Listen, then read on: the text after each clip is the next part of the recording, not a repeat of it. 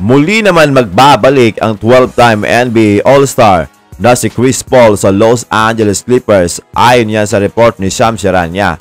Si Paul ay pipirma sa Clippers ng 1 year, $3.6 million.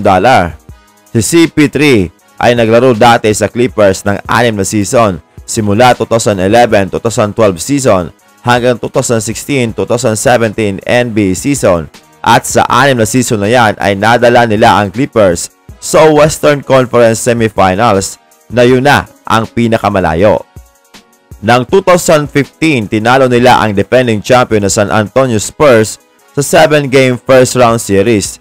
Tapos nakalaban ng Houston Rockets na lumamang sila ng 3-1. Subalit nag-comeback ito at nanalo ng 3 sunod-sunod kaya naman nakuha ng Rockets ang series. Si Chris Paul ay tinamaan ng injury sa series na yan pero nakapaglaro pa siya ng 5 games. Sa Clippers, muling makakasama ni CP3 si James Harden na dati niyang nakasama sa Houston Rockets. Loaded ang roster ngayon ng Clippers ng mga veterano at injury-prone na players.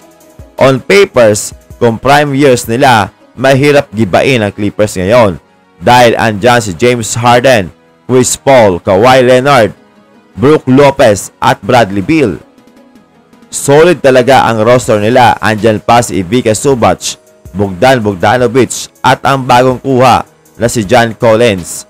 Kaya mahirap talaga makaharap ito, lalo na kapag healthy ang lahat.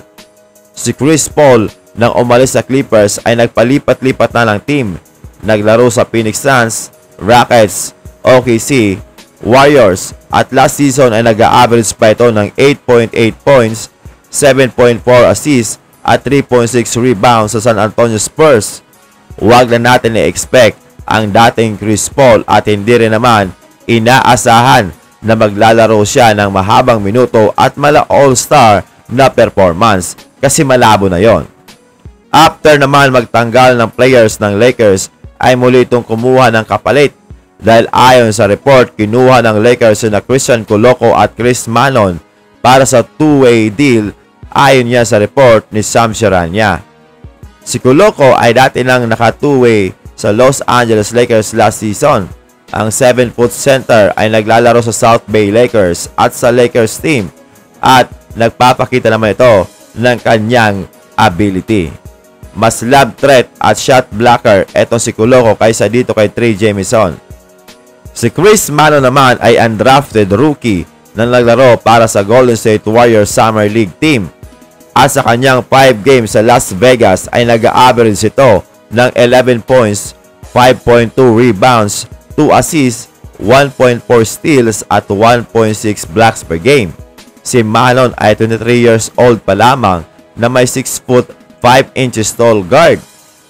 Solid ang kanyang depensa mga amigo na pwedeng magamit ng Lakers sa G League at sa Lakers mismo at posibleng pangpalit kay Jordan Goodwin na pinakawalan nila. Maganda ang Summer League game ni Manon.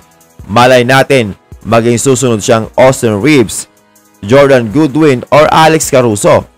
Sa laro niya versus Cavs ay umiskor ito ng 17 points, 5 rebounds, 2 assists, 4 steals at 2 blocks para pangunahan ang Warriors sa panalo.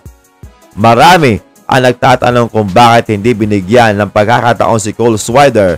Ngayon nag-a-average naman ito ng mahigit 20 points dito sa Los Angeles Lakers Summer League.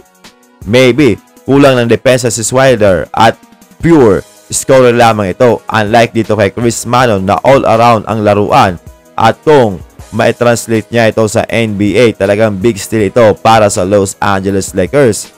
During his college basketball, naglaro ito ng 3 taon sa Cornell bago lumipat sa Vanderbilt para sa kanyang final season kung saan ay nag-a-average nga siya ng 6.6 points, 3.7 rebounds, 1.3 assists, 1.7 steals at 1 block per game. So depensa talaga ang kanyang resume mga amigo. Ano ang masasabi mo sa bagong addition ng Lakers?